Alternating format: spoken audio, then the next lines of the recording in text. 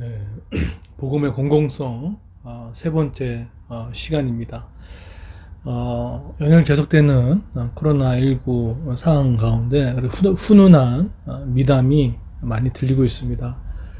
어제 보니까 어떤 정신지체 한 아주머니께서 파출소에 그 마스크를 수십 장을 놓고 가기도 하고, 또 초등학생이 꾹꾹 눌러 쓴 편지와 더불어서 자기에게도 필요할 수 있는 마스크를 또 파출소에 갖다 주고 있고, 또 어떤 할머니도 본인도 그걸 쓰셔야 되는데 또 그것을 또 몇 장 안 되지만 또 그 필요한 데 쓰라고 이렇게 하는 것을 보면서 가면 갈수록 저는 이 나라가 어려울 때, 국난이 있었을 때마다 결국 나라를 살렸던 사람들은 결국은 이렇게 평범하고 우리와 같이 평범한 일상을 살아가는 서민들이었다라는 생각들을 다시 한번 하게 됩니다.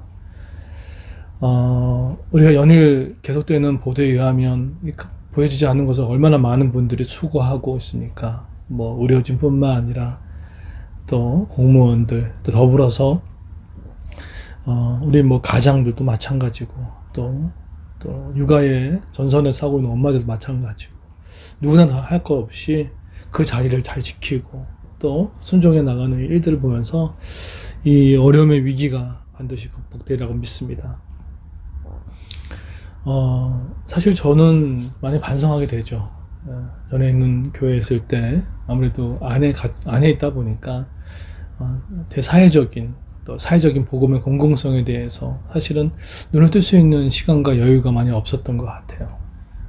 아무래도 많은 부분들을 또 영적으로도 상황적으로 돌봐야 할 부분들이 크다 보니까, 그런데 실질적으로 그런 분들도 도움을 주는 것도 되게 중요하지만, 실제적으로 더 힘든 사람들이 참 많이 있다는 것을 개척하면서 더 많이 눈을 뜨게 되는 축복을 누리게 됩니다.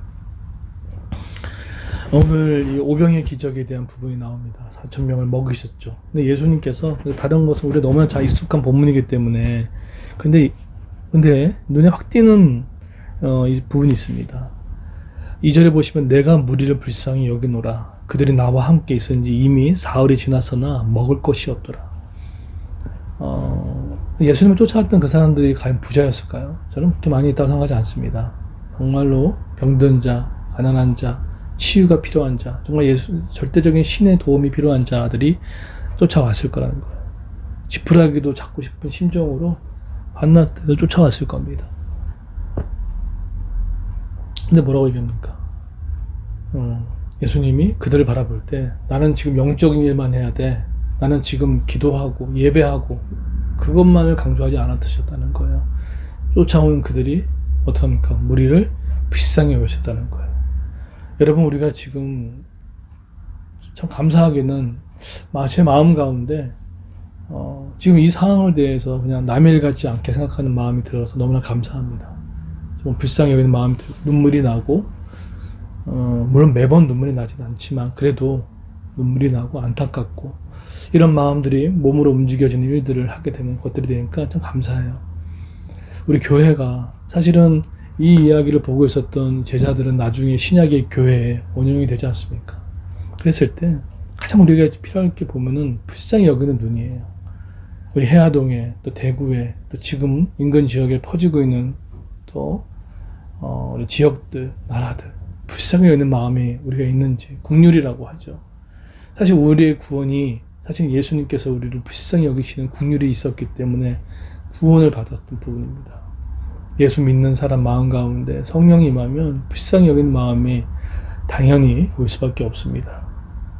한 영혼에 대한, 또 가난한 자들을 향한, 사회적 약자를 향한 착정한 그 마음들이 우리에게 있냐는 거예요. 저는 교회가 그런 마음이 있어야 된다고 생각합니다. 지금은 바로 국률이 필요한 시기입니다. 불쌍히 여기는 마음.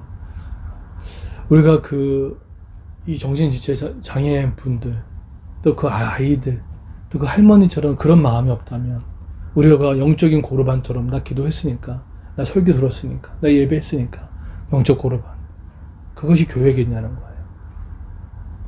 그래서 이 어려운 시기에 첫 번째는 불쌍히 여기는 마음이 중요합니다. 그리고 두 번째는 어떻게 합니까? 3절에 보시면 만일 내가 그들 군교 집으로 보내면 길에서 기진하니라. 실제적으로 먹을 걸 주셨다는 겁니다.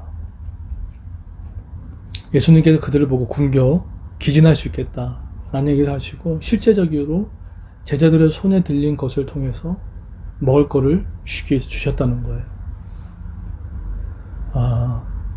우리의 교회는 먹을 거를 주는 교회입니다. 하나님의 말씀의 양식을 받는 교회인 동시에 우리의 먹을 것을 또 나눠주는 교회. 이게 바로 교회의 모습인 거예요. 이게 복음의 공공성인 거죠. 예수님 그거 보고 그냥 야 너 기도하면 돼, 너 예배하면 돼 라고만 하지 않았습니다. 어떻게 합니까? 그런데 그것을 누구의 손에 들리는 것을 통해서 하십니까? 뭐라고 부르시죠? 너희에게 떡 몇 개가 있느냐 라고 물어보시고 그리고 작은 상선 2마리 있는 것을 보시고 축사하신 거죠. 하나님께 일을 직접 하시기도 하지만 우리 손에 들려있는 작은 것, 아주 작은 것, 여러분 뭐 남을 돕고 섬기고 하는 것이 큰 일만이 아닙니다. 전화 한 통, 또 때로는 작은 음료의 나눔, 이런 것들입니다. 근데 그 일을 우리의 손을 통해서 교회가 크든 작든 하나님께서 우리를 통해서 그 일을 하시기를 원하신다는 거예요. 우리를 통해서 저는 그때 말씀드렸죠. 해화동에 있는 300명의 영혼들은 우리 교회가 좀 책임졌으면 좋겠다고. 그게 껌 한 통이든 그게 음료수 바카스 한 병이든 상관없어요.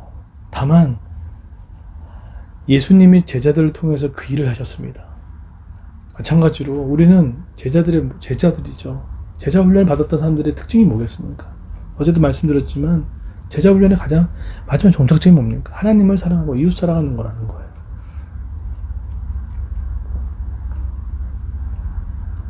두 가지를 오늘 기억했으면 좋겠습니다. 교회는 불쌍히 여기는 마음이 있어야 됩니다. 두 번째, 교회는 나눠줄 줄 알아야 됩니다. 여러분 그런 면에서 사실은 그 안에 들려졌던 것이 작은 거였습니다. 여러분 거창하게 생각하지 마십시오.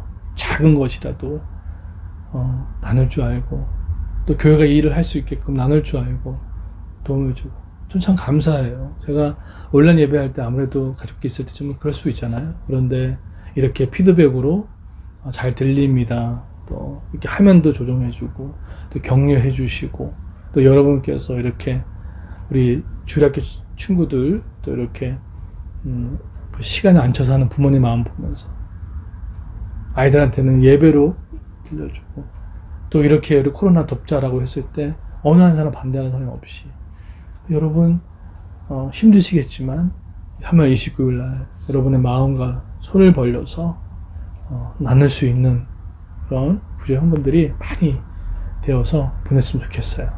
교회는요 오늘 두 가지입니다. 한 가지는 보내시고 불쌍히 여기고 또 흘려보내는 것, 이것이 바로 복음의 공공성, 이것이 교회 이미지와 또 하나님께 영광 돌리는 모습입니다. 오늘 그걸 실천한 저 여러분 되기를 예수님으로 축원드립니다.